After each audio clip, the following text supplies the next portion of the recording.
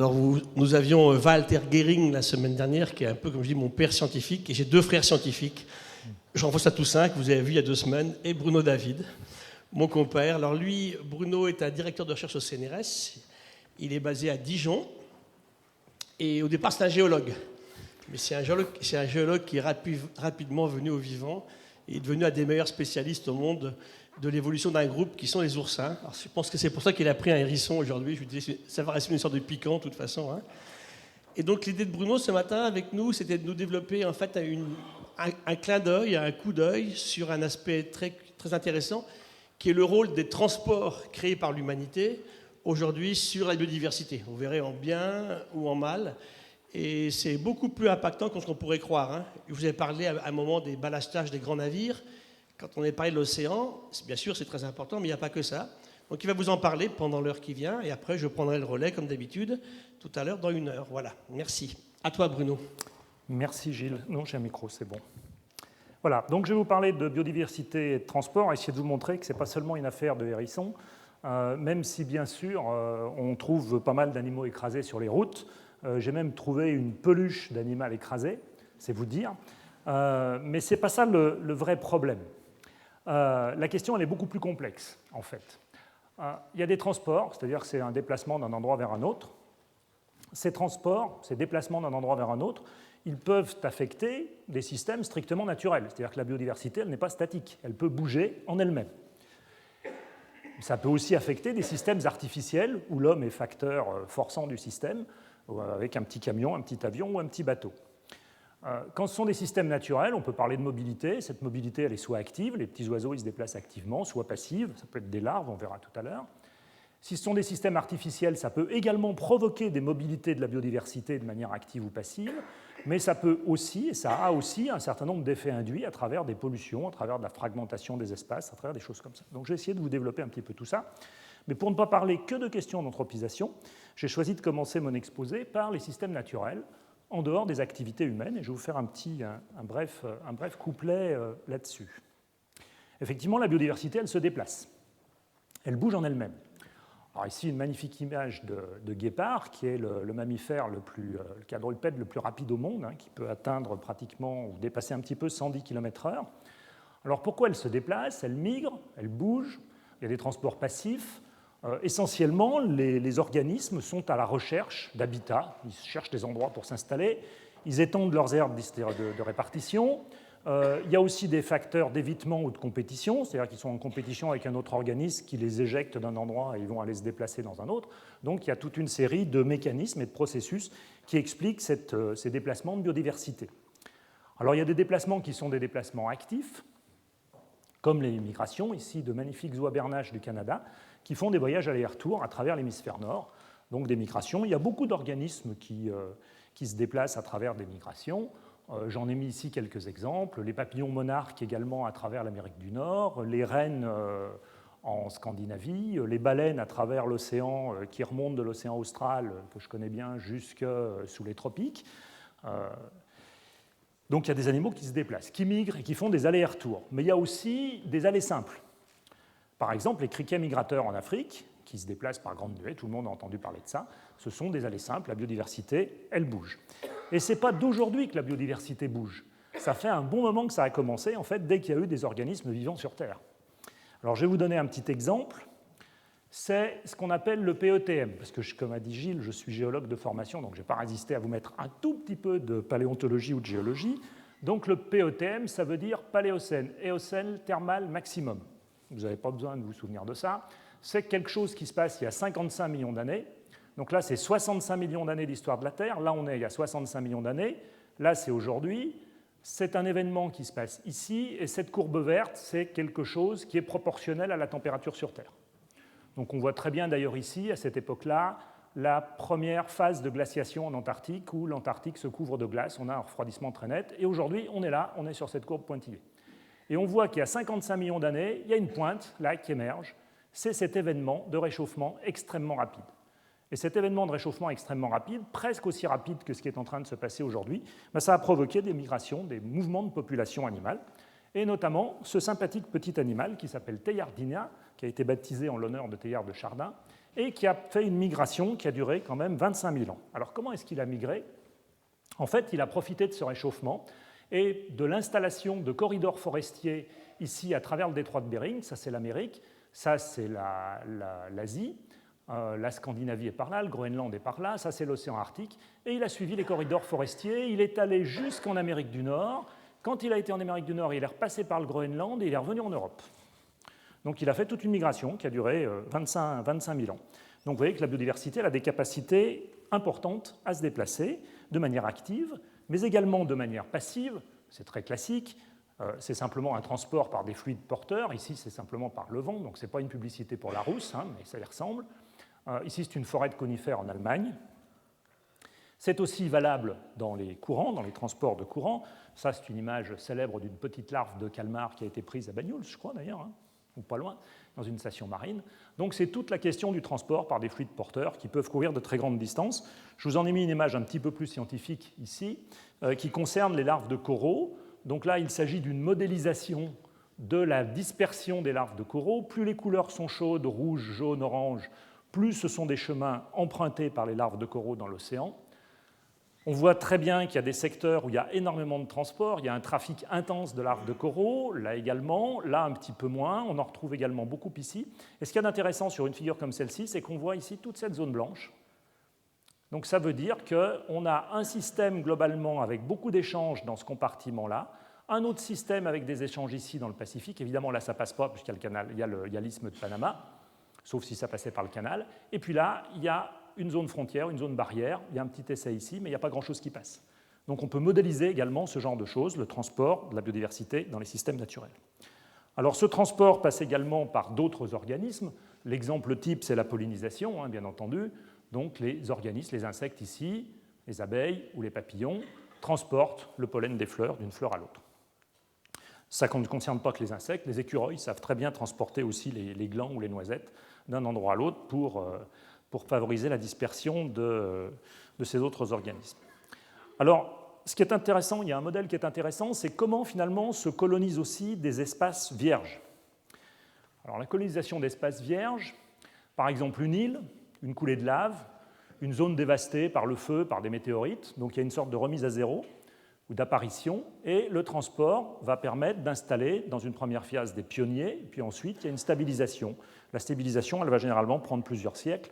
L'exemple type de ça que j'ai emprunté à Hergé, c'est l'étoile mystérieuse.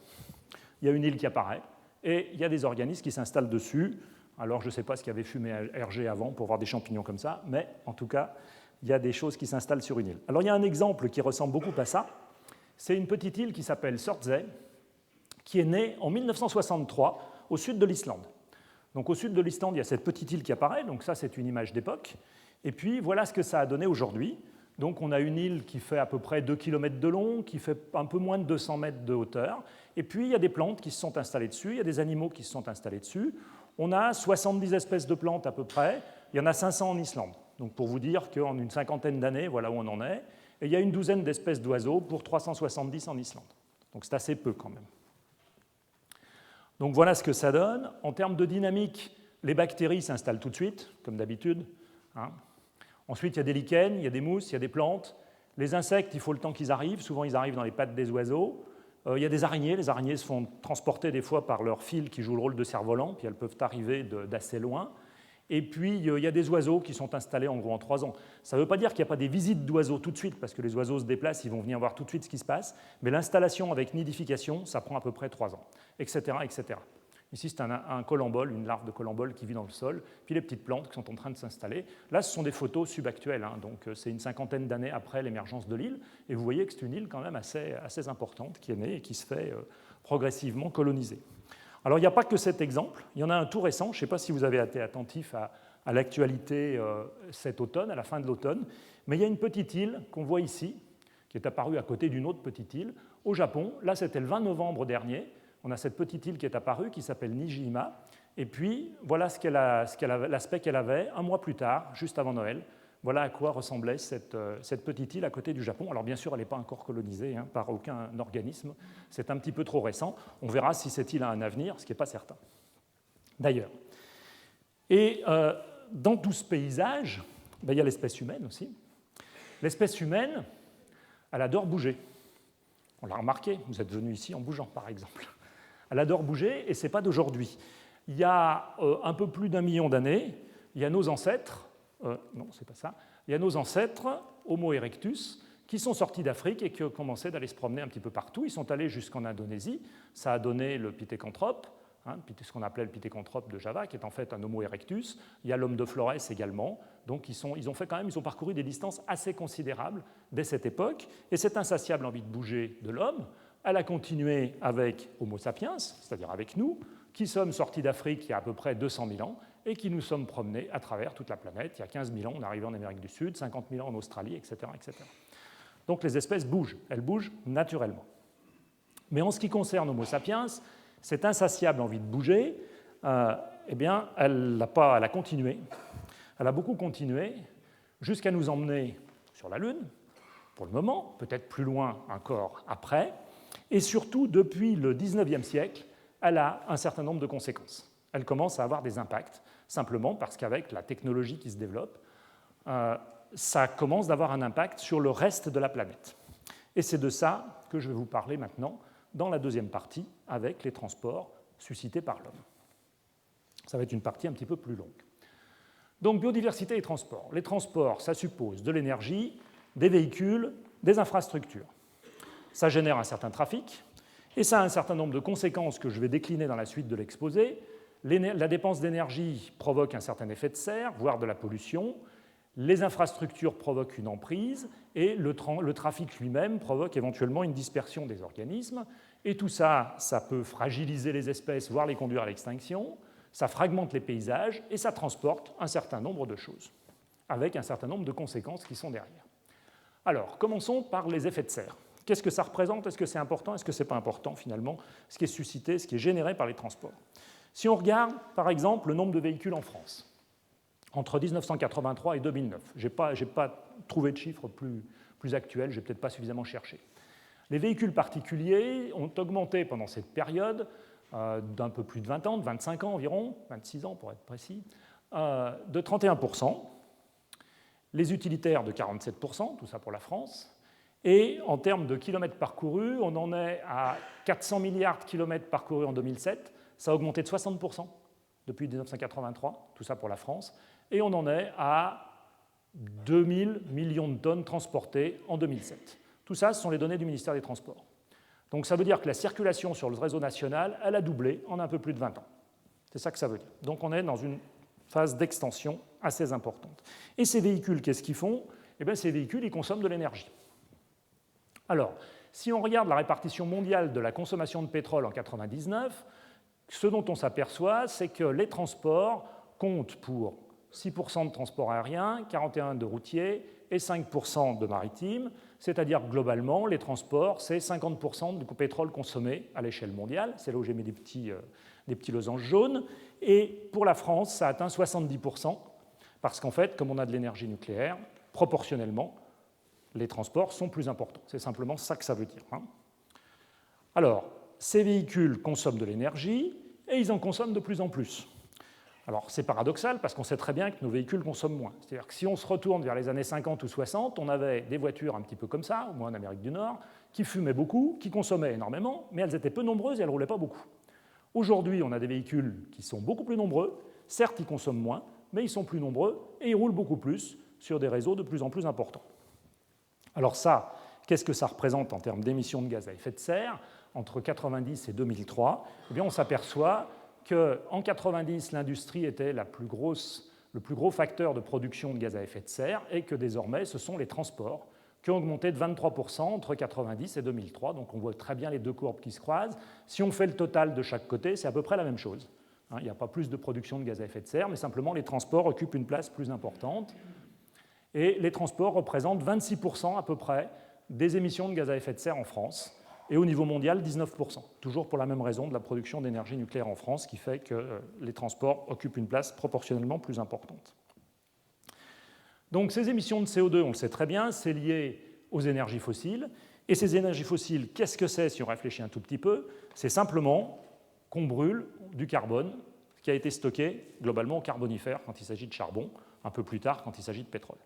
Donc l'énergie solaire qui a servi à la photosynthèse, qui a servi à stocker la matière organique et à la transformer en matière organique, des sels minéraux en matière organique, au Carbonifère, tout ça, ça s'est stocké. Et ce qu'on fait, c'est qu'on récupère l'activité du Soleil et de la photosynthèse d'il y a 350 millions d'années, qu'on est en train de relarguer dans l'atmosphère aujourd'hui. Donc c'est ça le processus qu'on fait. Alors dans le cycle global du carbone, est-ce que c'est important? Est-ce que ce n'est pas important? On peut se poser la question. Quel est l'impact des énergies fossiles finalement dans ce système? C'est un diagramme un peu compliqué ici entre l'atmosphère, les sédiments, le manteau, le carbone organique des sédiments, et puis on a un cycle qui fonctionne comme ça. Vous détaillez pas, vous portez pas trop d'attention à cette figure quand même. On va essayer de voir ce que ça représente maintenant, qui représente le flux anthropique par rapport au flux naturel, finalement. Flux anthropique, c'est 6 gigatonnes par an, 6 milliards de tonnes par an, et on est dans un système où on a l'atmosphère, la biosphère, des sols, l'océan et la lithosphère. Et dans ce genre de système, il faut distinguer deux choses. Il faut distinguer les stocks, des choses qui sont en réserve, dans des coffres-forts, si vous voulez. La biosphère, 610, vous voyez, les sols, 1500. La lithosphère, c'est gigantesque, c'est 50 millions, 39 000 dans l'océan, 750 dans l'atmosphère, tout ça en gigatonnes comme unité. Et puis, les flux. Qu'est-ce qui se passe en termes de flux, de transfert? La biosphère échange avec l'atmosphère à peu près 120, l'océan avec l'atmosphère à peu près 90, c'est-à-dire qu'au total, on a 210, à peu près 200, ce qui fait que notre flux anthropique, ça représente en gros 3% des échanges qui se font avec l'atmosphère. Alors vous allez me dire, 3%, ce n'est pas beaucoup, mais c'est 3% chaque année. Et ces 3%, contrairement à ces flux qui sont bidirectionnels, ce sont 3% monodirectionnels, qu'on injecte tout le temps dans le même sens dans l'atmosphère sans jamais les recapturer, puisque nos véhicules n'aspirent pas de CO2, que je sache. D'accord ? Donc finalement, cumulé, ça peut devenir relativement important. Et donc ce flux anthropique, il provoque une augmentation du CO2 atmosphérique. On était à 260 parties pour million il y a 200 ans. On vient de passer 400 ppm, 400 parties pour million l'automne dernier. Donc on n'a pas tout à fait doublé, mais enfin ça commence à faire beaucoup. Et bien sûr, ça provoque un certain réchauffement. Alors ce réchauffement, qu'on soit d'accord ou pas, il est avéré. Il se mesure. Ici, des courbes de Météo France entre 1900 et 2011. On voit très très bien. La moyenne est celle de 1951-1980, donc c'est le zéro. On voit très bien que les dernières années, depuis les années 90, sont toutes des années relativement chaudes par rapport aux périodes précédentes depuis 1900. C'est valable en France, c'est aussi valable en Suisse, avec ses glaciers. Ici, une courbe de température relevée par la météorologie suisse depuis 1755. Les Suisses ont fait des mesures il y a très longtemps, pour la ville de Bâle, où on voit très bien comment se met en place ce réchauffement. Alors, j'arrête avec le réchauffement et j'essaye de vous brancher ces facteurs de réchauffement sur la biodiversité. Qu'est-ce qui se passe au niveau de la biodiversité? L'impact climatique de ce réchauffement sur la biodiversité. Il y a d'abord quelque chose qui concerne la phénologie. Alors la phénologie, c'est simplement, ce sont les rythmes de croissance, les rythmes de vie d'un certain nombre d'organismes. J'ai choisi un seul exemple, qui est celui de la vigne. On se rend compte que depuis 1945, les dates de vendange, c'est classique, à Châteauneuf-du-Pape, ont été décalées d'environ 3 semaines. Ce sont les mêmes ceps de vigne.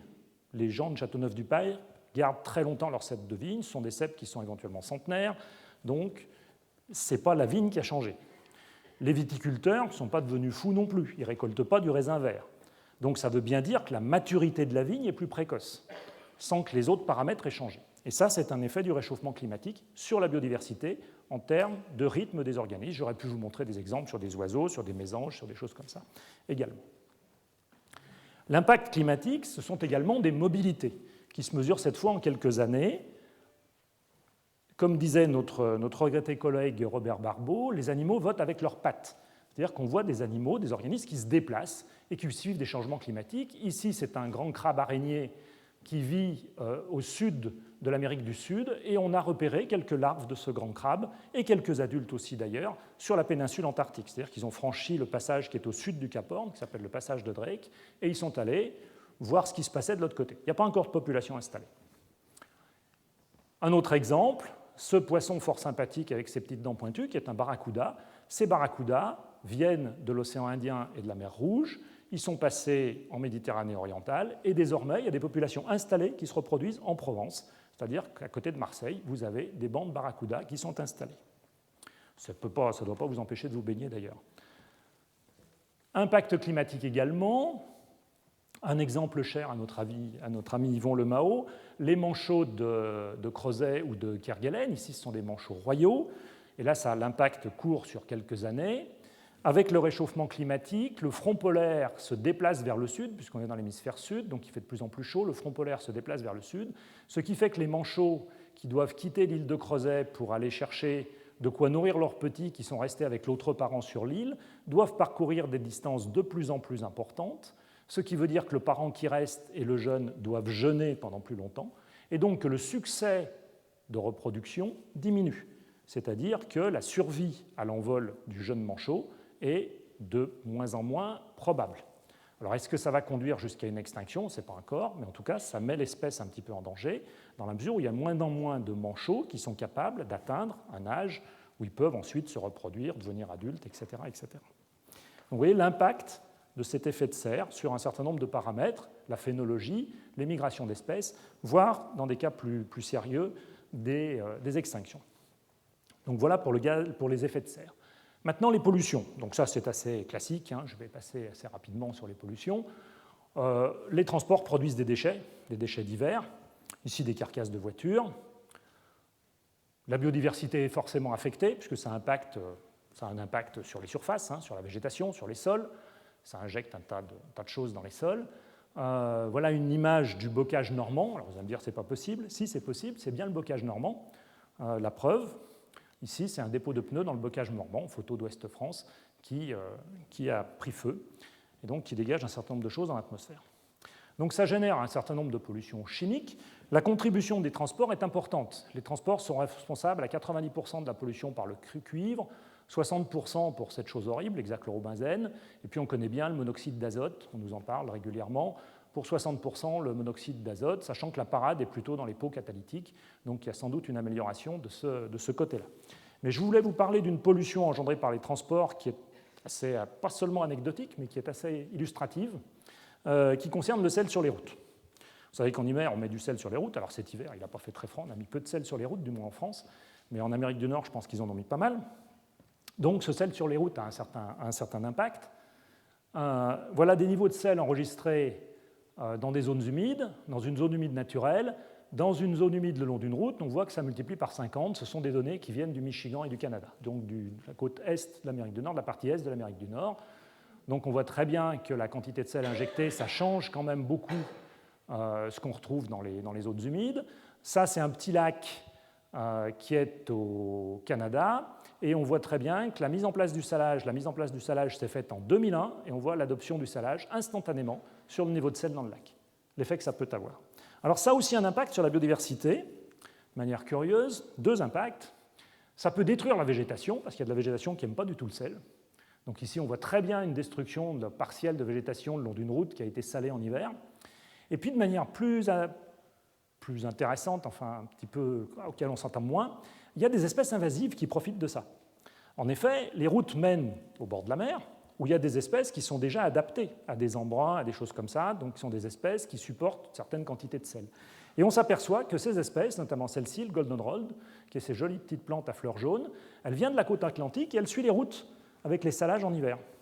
Et donc on a une espèce invasive qui va prendre les chemins qu'on lui propose en suivant les endroits qu'on a salés en hiver, et elle va s'implanter de plus en plus loin du rivage, alors que sa zone naturelle était à l'origine le rivage.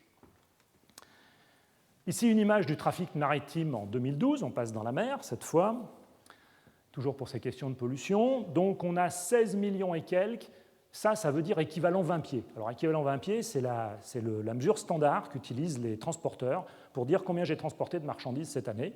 Ce sont des containers de 20 pieds, ça fait à peu près 40 mètres cubes, un container de 20 pieds. Donc ça veut dire, si on le traduit en mètres cubes, tout ça, ça fait 630 millions de mètres cubes. J'ai traduit ça en quantité de tours Montparnasse, ça fait à peu près 2000 tours Montparnasse par an. J'ai fait un volume à peu près approximatif de la tour Montparnasse, vous me permettrez d'être approximatif sur le volume de la tour Montparnasse, mais imaginez 2000 tours Montparnasse implantées dans Paris, voilà ce qui est transporté chaque année sur la planète par les bateaux.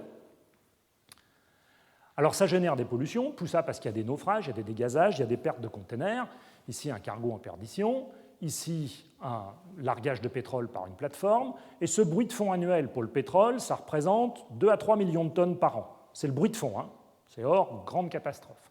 Et en plus de ça, il y a des marées noires, Le Torrey Canyon, la Mokokanis, l'Erical, Prestige, etc., etc. Donc on a tous entendu parler de ces marées noires. Ça a un impact sur la faune et la flore littorale, évidemment. Ça a un impact sur la vie qui vit au fond.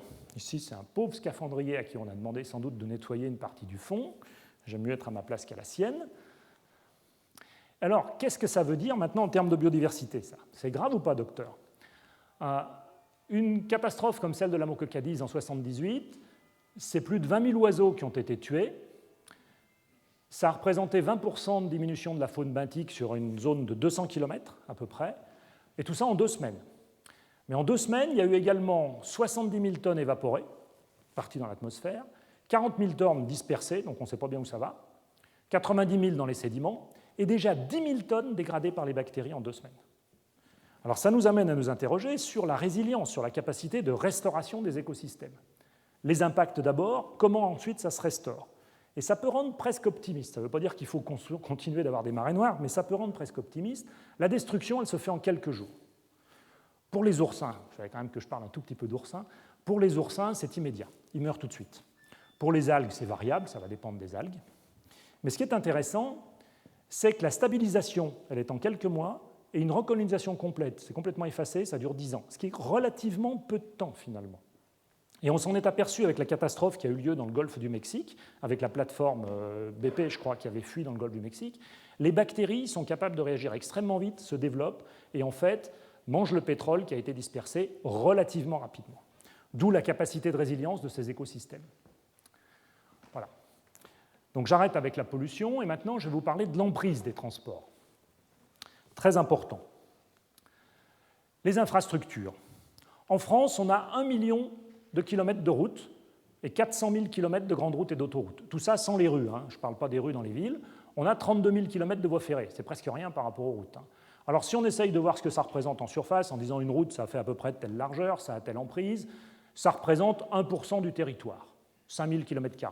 Ce n'est pas énorme. Hein. On peut se dire 1% du territoire, finalement, tout ça en route, ce n'est pas énorme. L'emprise absolue, elle est faible. Mais ce qui va être important, ce n'est pas l'emprise absolue. Ce qui importe, c'est la trame. C'est la manière dont ces routes vont contribuer à fragmenter le paysage. Ici, ce sont les Pays-Bas, c'est la Hollande, et là, c'est un indice de fragmentation qu'on va mesurer en nombre de kilomètres de route par kilomètre carré de paysage. Donc, combien on a de kilomètres de route par kilomètre carré de paysage. Et tout ça, ça contribue à fragmenter. Alors, comment est-ce que ça fragmente? Ça, c'est un cas théorique. Une surface comme ça, d'1 kilomètre par 1 kilomètre.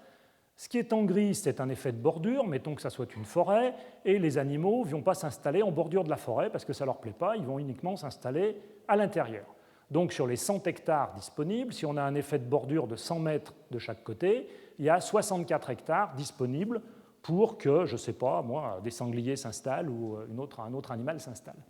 Si on coupe ça en 4 morceaux par une voie ferrée et une route qui passe pile au milieu, la surface utile, donc c'est la somme des zones blanches, est divisée par 2 pratiquement, par rapport à ce qu'on avait là, simplement en faisant passer 2 infrastructures, mais surtout la surface des parcelles elles-mêmes prises individuellement est divisée par 7,4.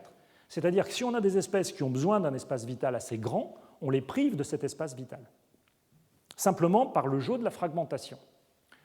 D'autres exemples de fragmentation, ici en Amérique du Nord, donc ce sont les grands lacs, hein, lac Michigan, lac supérieur, etc., avec un indice de fragmentation de plus en plus important quand on va vers des couleurs orange ou presque rouge, hein, quand on va vers des couleurs chaudes. L'impact que les Canadiens ont mesuré, il est quand même assez important. Pour un indice de 0,5 km par kilomètre carré, donc 500 mètres de route par kilomètre carré, donc ça se situe dans le vert hein, quand même, hein, donc c'est quand même une fragmentation relativement faible. On a 25% de disparition de déclin de l'élan et on a la disparition du loup.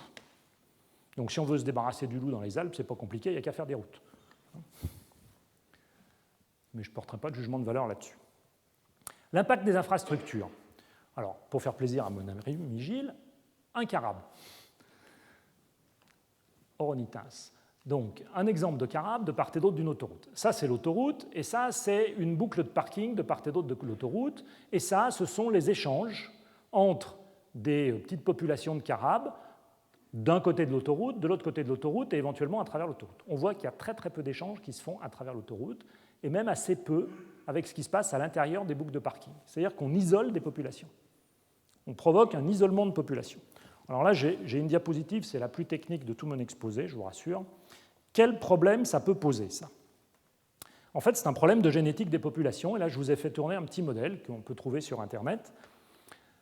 Si on part d'une population de 1000 individus, et qu'on regarde ce qui se passe sur 50 générations, et on prend un gène qui est présent dans la moitié de la population. Donc il y a 500 individus qui portent ce gène, 500 individus qui ne le portent pas. Et on a fait ça sur 7 gènes différents qui correspondent aux 7 courbes qui sont là, qu'on voit plus ou moins bien. Enfin, il y en a 7, faites-moi confiance. On va suivre la rouge. Donc là, on part à 50-50, puis on voit que ce gène, il augmente, et puis là, il est présent dans 60% de la population à la fin de l'expérience, au bout de 50 générations. Et puis le violet, par contre, il a décliné un petit peu, il est présent à 45% dans la population au bout de l'expérience. Mais on voit que sur les 7 gènes qu'on a pris au départ, sur les 1000 individus, 50 générations, ils étaient tous présents au début, ils sont tous présents à la fin, certes dans des proportions un peu différentes, mais ils sont tous présents à la fin. Si on fait ça, non plus sur 50 générations, mais sur 2500 générations, période plus longue, on s'aperçoit que certains gènes deviennent présents à 100%, comme le bleu ou le rouge ici, et puis qu'il y a d'autres gènes qui disparaissent complètement. C'est-à-dire qu'on appauvrit la diversité génétique de la population. Tout ça sur 1000 individus au départ. Donc on voit que sur 2500 générations, alors si c'est une génération par an, ça veut dire en 2500 ans. Hein. Ça peut durer assez longtemps. Par contre, si on appauvrit beaucoup, si on fragmente, si on prend des populations qui n'échangent plus entre elles, qu'est-ce qui se passe? Ici, on est parti de 50 individus. On voit qu'en 50 générations, il y a déjà des types génétiques qui disparaissent, par exemple. Et si on prend sur 2500 générations, il n'y a plus aucun type génétique qui n'est pas présent, soit 100% pour ceux qui ont connu du succès, soit 0% pour ceux qui ont disparu. Donc on a considérablement appauvri la diversité génétique des populations fragmentées. C'est ça que ça veut dire. Donc la fragmentation liée au réseau, aux infrastructures routières ou ferroviaires sur les continents, appauvrit considérablement la diversité génétique des populations, et ça se modélise. C'est simplement par simple effet et par tirage au hasard. Il n'y a pas de facteur de pollution, il n'y a pas d'autres facteurs qui interviennent. C'est simplement par tirage au hasard. Autre aspect, les agrocarburants. Alors, ces agrocarburants, c'est un point qui est très polémique. Je les appelle agro et pas bio d'ailleurs, carburants. Et je tiens à cette appellation d'agrocarburants. Leur efficacité. Donc voilà la courbe d'efficacité des agrocarburants. On va prendre l'éthanol de betterave. Il faut la colonne verte, c'est ce que l'on produit. La colonne noire, c'est l'énergie dont on a besoin pour produire, en tonne équivalent pétrole. Et la colonne jaune, c'est le bénéfice qu'on en tire. Je vous laisse regarder, je n'ai pas besoin de commenter. Alors en termes d'efficacité quand même, toujours, si on regarde ça en termes de gaz à effet de serre, on peut être un peu plus optimiste que sur le graphique précédent, parce qu'on voit que le biodiesel, il produit quand même 4,5 fois moins d'émissions de gaz à effet de serre que le gazole, et 2 fois moins pour le bioéthanol par rapport à l'essence. Parce que ça, dans ce genre de comparaison, là, cette fois, on prend en compte toute la chaîne de production du gazole ou de l'essence, c'est-à-dire l'extraction dans un pays pétrolier, le transport par les bateaux, le raffinage, etc. etc. C'est une source ADEME, donc c'est une source très sérieuse. Il n'y a pas question de remettre en cause ces chiffres. Alors moi, ce qui m'intéresse, c'est l'impact sur la biodiversité. Donc les agrocarburants, ça suppose un certain nombre de surfaces. En France, on était à peu près à 8000 m² de surface en 2006, 1,4% du territoire. Et en 2015, on devrait avoir normalement, pour atteindre 10% d'agrocarburants, il faudrait 15 000 km² supplémentaires, c'est-à-dire qu'il faut pratiquement tripler les surfaces par rapport à ce qu'on avait là. Ça représenterait alors 4,2% du territoire, et ça veut dire qu'il faut qu'on utilise des prairies, il faut qu'on utilise des jachères, il faut qu'on utilise d'autres surfaces pour mettre des cultures propices aux agrocarburants. Alors l'impact, il est très simple, il est qu'on va mettre en danger, faire diminuer un certain nombre d'espèces qui vivent très très bien dans ce genre d'environnement et plutôt moins bien dans ce type d'environnement, comme ces oiseaux, le busard cendré, le hamster, etc. etc. Ça a déjà été pratiqué à grande échelle au Brésil, dans le Mato Grosso. Voilà, c'est très caricatural ce que je vous propose, une image du Mato Grosso avant et une image du Mato Grosso pour produire des agrocarburants qui vont essentiellement dans les voitures soit des Brésiliens, soit des Américains. La dispersion maintenant. Dernier point sur ces transports, la dispersion, qui sera le point le plus long de mon exposé. 3 modalités. Il y a des voyageurs actifs, c'est-à-dire qu'on construit des infrastructures et ces voyageurs vont emprunter ces infrastructures. La biodiversité va emprunter ces infrastructures. Des voyageurs passifs, C'est-à-dire qu'on prend un organisme, on sait ce qu'on fait, on veut le prendre et on le déplace à un autre endroit.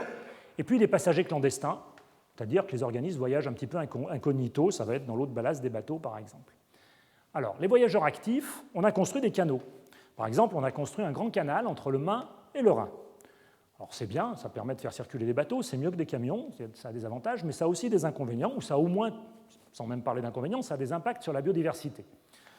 Alors qu'est-ce qui s'est passé? Il vivait dans le delta du Danube un petit gamard, que j'ai appelé gamard de l'Est, qui vivait tranquille dans le delta du Danube et qui était habitué à des eaux un petit peu sursalées. Et puis avec l'implantation de l'agriculture le long de la plaine du Danube, il y a eu des épandages dans les champs, des choses comme ça, ce qui fait que les eaux du Danube se sont légèrement salées, et donc ce petit gamard, il a remonté le Danube. Il a remonté le Danube assez loin. Et puis on a fait ce canal. Qu'est-ce qu'il a fait? Il a pris le canal.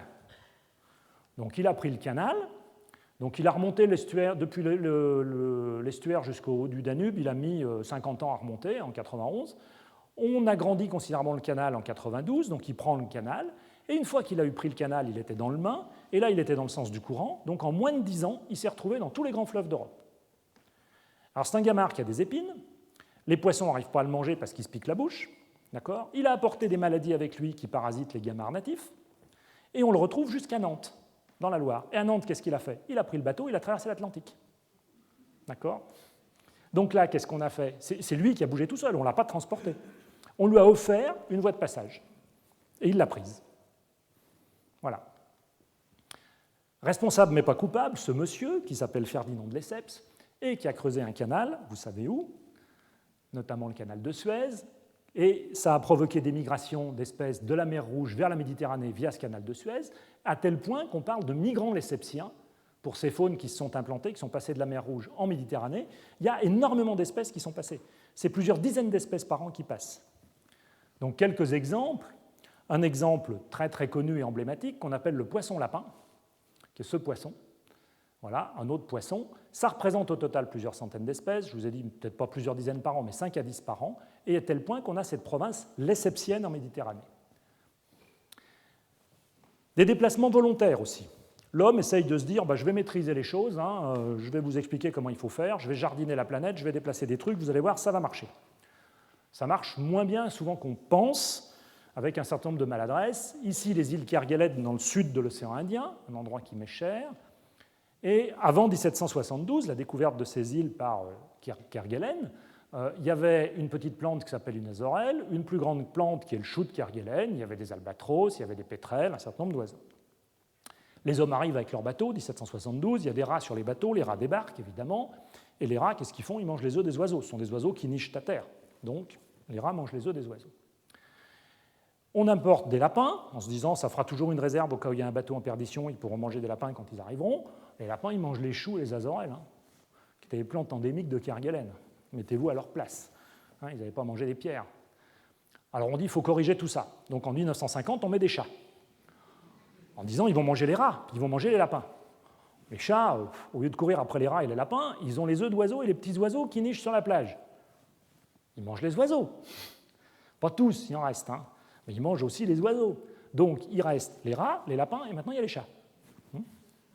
Super. Donc on fait des battues aux chats, Et j'ai été à Kerguelen, et je me souviens, une petite anecdote, et je referme la parenthèse tout de suite, je suis resté comme ça, les pieds stables, et j'ai simplement tourné la tête, et j'ai compté dans mon champ de vision 60 lapins. Donc c'est vous dire, là, quand même, la population qu'il peut y avoir. Ils ne sont pas très gros, d'ailleurs, les choux, mais il n'y a plus beaucoup de choux à manger aussi. Alors une histoire extraordinaire. C'est un transport expérimental, pour vous dire qu'il y a aussi des chercheurs fous quand même. J'espère qu'on n'en fait pas partie avec Gilles. C'est une petite île en Croatie qui s'appelle Podcaru. Alors vous voyez, c'est vraiment tout petit, c'est cette petite île. Et qu'est-ce qu'ont fait des chercheurs? Ils ont installé dessus une espèce de lézard du continent. Il y avait une espèce de lézard qui vivait sur cette île, qui vit aussi d'ailleurs sur d'autres îlots. Puis ils ont dit, on va voir ce que ça fait si on met une autre espèce avec eux. Ils ont transféré 5 couples de ces lézards. C'est pas énorme. Et en 2007, ils sont revenus voir, plus de 1000 individus de ces lézards étaient installés dans l'île. Donc c'est une toute petite île quand même. Et l'autre espèce avait disparu. Alors ils ont attendu très longtemps parce qu'en fait, entre-temps, il y a eu la guerre dans les Balkans. Et donc, ils n'ont pas pu y retourner. Donc ils ont commencé en 71 et puis après, ils se sont fait un peu piéger. Donc ils ont joué avec la guerre aux apprentis sorciers, l'espèce native a été complètement supplantée, et ce qu'il y a d'intéressant, alors du coup c'est intéressant scientifiquement quand même, c'est que les lézards implantés, l'espèce qu'ils ont implantée, elle a complètement changé. Elle a une tête qui est différente de ceux du continent, elle a un estomac qui est modifié, et ils ont complètement changé de régime alimentaire. Ils sont passés d'insectivores, ce qui sont sur le continent, à herbivores, et ça se voit très bien ici. Voilà le régime alimentaire de ceux du continent, voilà le régime alimentaire de ceux de la petite île, et on voit qu'en fait, le noir, ce sont les plantes, donc ceux du continent ne mangent pas de plantes, ceux de l'île mangent des plantes. Donc ils ont changé complètement de régime alimentaire. Donc là, on transporte, on regarde ce qui se passe, on ne sait pas bien. Alors là, on est responsable et coupable, c'est ce à quoi Gilles faisait allusion tout à l'heure, c'est les passagers clandestins, par exemple l'océan mondial via les eaux de ballast. On transporte énormément d'eau à travers la planète. Un exemple, une étoile de mer qui vient du Japon, qui est allée en Australie. Dans la baie de Melbourne, en 2 ans, il y a eu 12 millions d'individus installés. Elles ont tout ravagé. Donc j'ai une collègue australienne qui travaille sur le cycle de vie de cette étoile de mer, et ils ont interdit aux bateaux de se débarrasser d'eau de ballast ou de prendre des eaux de ballast dans le port pendant toute la période de reproduction et la phase larvaire des étoiles de mer. Mais ça ne suffit pas, elle est en train de s'étendre, maintenant c'est fait, quoi. Elle est installée, elle a un succès fou, elle mange toutes les huîtres, toutes les moules, enfin elle mange tout. Un autre exemple de passager clandestin où on est coupable, où on promène les choses avec des marchandises, le frelon asiatique, vous en avez sans doute entendu parler. C'est un frelon qui est venu dans des poteries de Chine en 2004, c'est récent, hein. Il est arrivé en France dans le Lot-et-Garonne.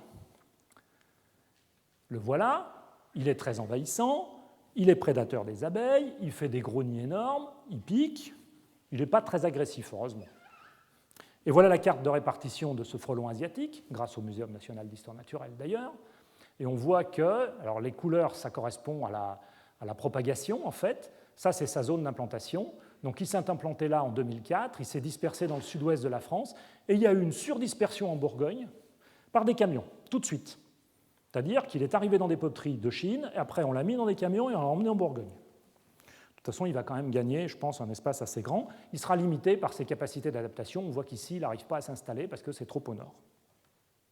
Ça, c'était la situation en 2012. On arrive à modifier la biosphère avec ces espèces invasives. Les exemples marins ne manquent pas. Ici, des sargasses, des algues en Bretagne, les crépidules dans la baie de Saint-Brieuc, qui sont des mollusques qui ont été apportés au moment du débarquement ou un petit peu avant. Et on voit très très bien ici le nombre d'espèces invasives en mer, ici en Méditerranée, ici dans l'Atlantique, dans la mer Noire et dans la Baltique. Donc on voit très bien qu'on a de plus en plus d'espèces. Là, la Méditerranée, c'est l'effet des migrants lessepsiens. Donc on a un impact qui n'est plus du tout anecdotique. Une carte qui est très frappante, ce sont les plantes, les espèces introduites de plantes aux États-Unis, en nombre de pieds à l'hectare, en quelque sorte, ou au kilomètre carré. Et on voit très très bien, plus c'est bleu, plus il y en a. Là, c'est une carte qui est un peu inversée, c'est-à-dire que les zones où il y en a beaucoup, ce sont les zones bleues. Là où il y en a peu, ce sont les zones marron. Et on voit très très bien les points d'entrée par les ports. Alors ça nous amène aussi des petites plaisanteries comme les pathogènes. Ici, à travers ce tableau de Bruegel, ça peut être la peste, le choléra, le paludisme, la grippe aviaire. On va en développer quelques-uns rapidement. La peste. La peste, il y a 3 acteurs. Il y a la bactérie responsable de la peste, Yersinia pestis, la puce, le rat, et puis in fine, il y a nous.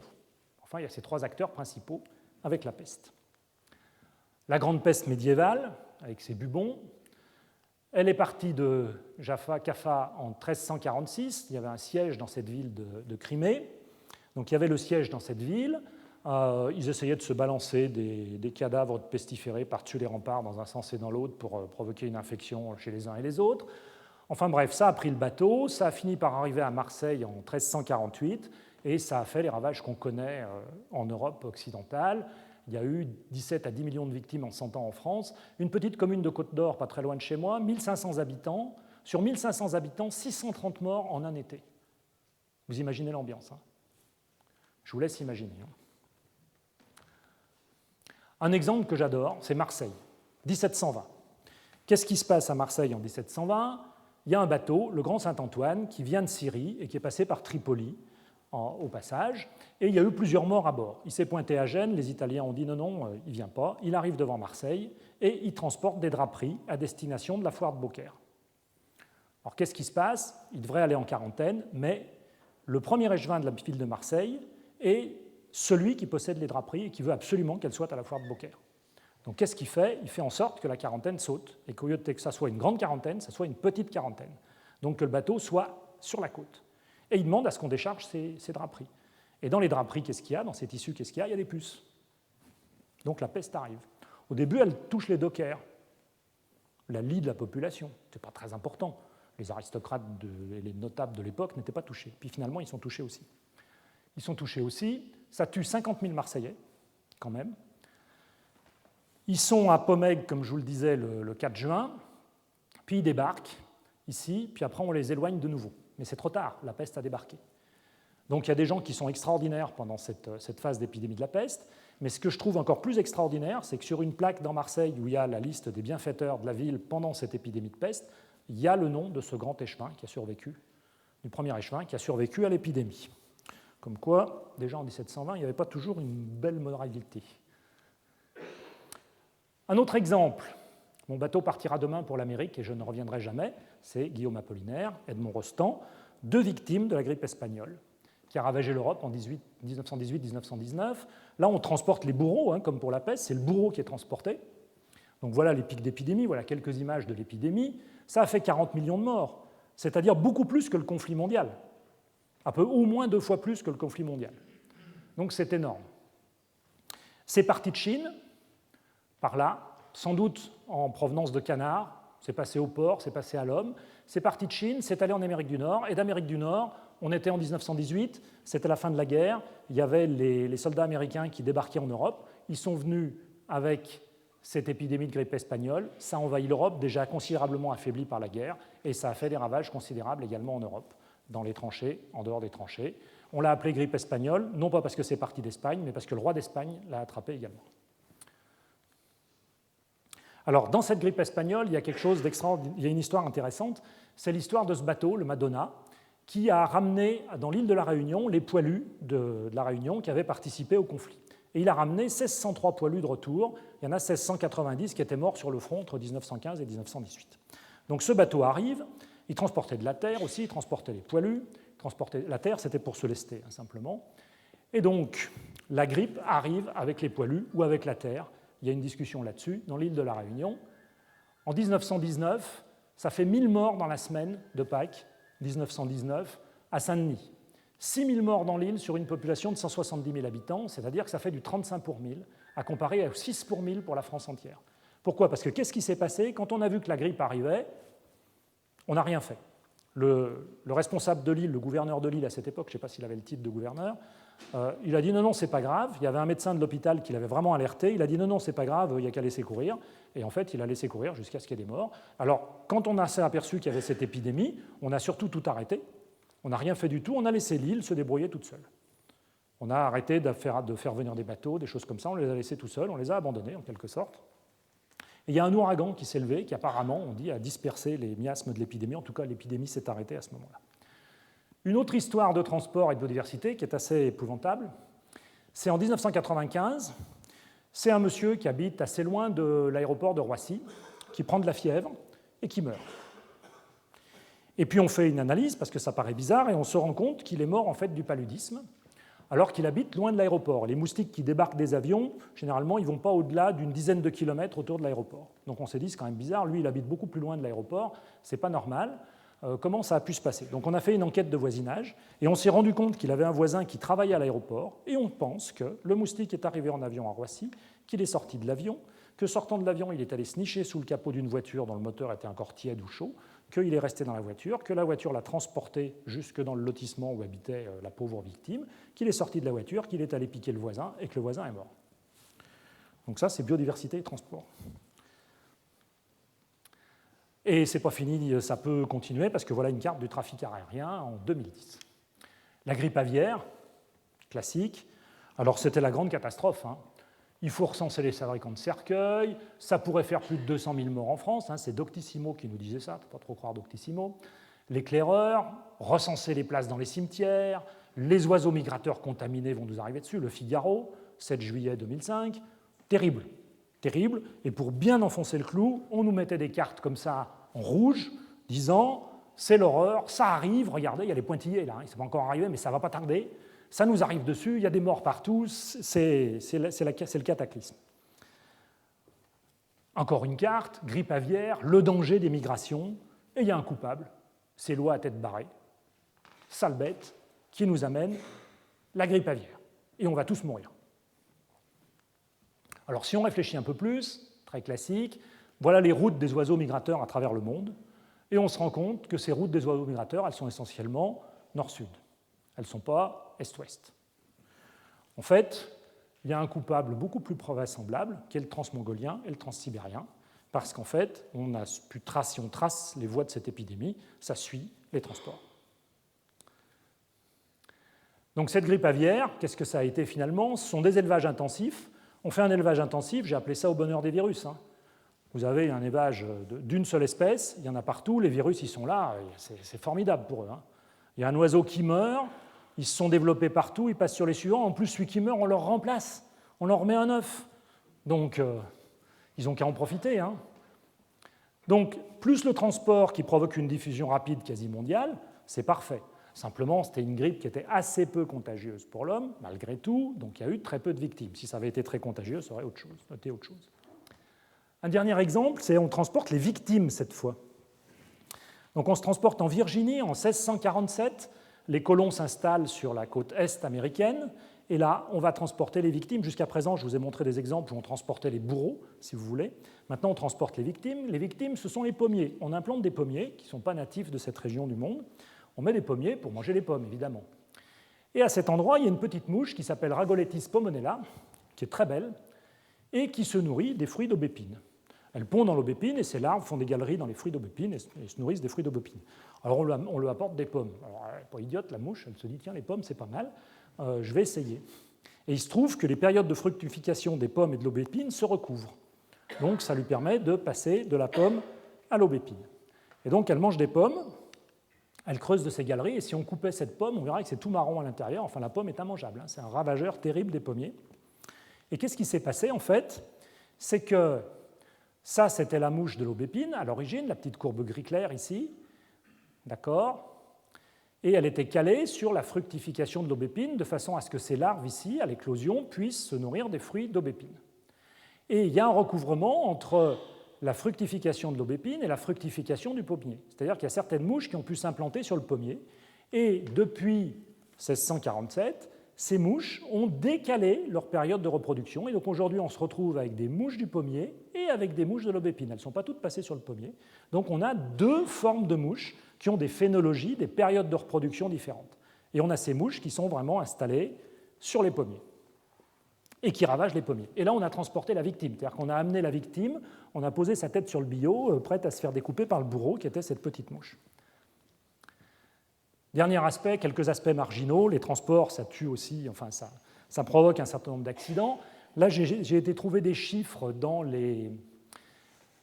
sur les papiers, la source, ce sont les fonds de garantie 2008, vous voyez, des assurances. 33 378 accidents déclarés en France en 2008 avec le grand gibier. Les coupables principaux sont les sangliers, les chevreuils, les cerfs et les autres animaux sauvages. Les coupables, c'est sans doute aussi les voitures, un petit peu, ou les camions, pas que les animaux. Ça provoque des collisions de tout genre. Ici, une baleine avec un bateau, ici, un oiseau dans une aile d'avion, ça peut faire des ravages. Puis on oublie bien sûr tous ces pauvres petits moustiques sur nos pare-brises et nos pare-chocs. Il y en a quand même des milliards qui laissent leur vie chaque année. Les transports sont également des objets encombrants. Ici, des avions réformés de la guerre du Vietnam. Des pneus, par exemple. Alors les pneus et les pathogènes, c'est intéressant parce que les pneus, c'est parfait pour recueillir de l'eau. Dans l'eau peuvent se développer des larves de moustiques. Et ce sont des foyers d'épidémie potentielles. Ça a été observé en Afrique, par exemple, où il y a des foyers de paludisme qui sont liés à des décharges de pneus. Mais je veux terminer sur une note optimiste. Les transports, ça génère aussi, par exemple, des épaves, qui sont des oasis de biodiversité. Et c'est très joli. Et pour conclure, sur ces différents aspects des transports, l'effet de serre, la pollution, l'emprise, la dispersion, ça provoque donc un certain changement climatique à travers l'effet de serre, des changements d'usage, à travers la pollution, l'emprise, la dispersion. Tout ça, c'est ce qu'on appelle le changement global. Et ça consiste à ce que j'appelle l'effet du sac à dos, c'est-à-dire que chaque élément pris séparément n'est pas dramatique, Mais c'est comme un sac à dos qu'on va charger de plus en plus. Au bout d'un moment, il devient simplement trop lourd. Ce n'est pas chaque élément qu'on met dedans qui est trop lourd en lui-même, mais c'est la somme des éléments qui sont dedans qui deviennent trop lourds. Donc c'est le principe de ce que j'appelle du sac à dos. Et j'espère qu'on saura réguler un petit peu tout ça, notamment si on le regarde d'un petit peu loin, comme de l'espace. Merci.